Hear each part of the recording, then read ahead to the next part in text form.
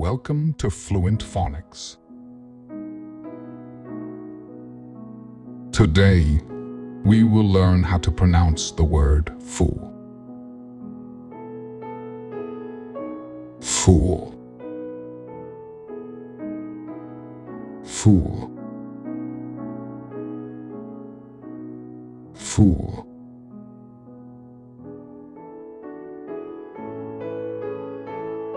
Here's an example of how one might use it in a sentence. He felt like a fool after realizing he had forgotten his wallet at home. A fool is someone who acts unwisely or imprudently, often making poor decisions without considering the consequences or thinking things through.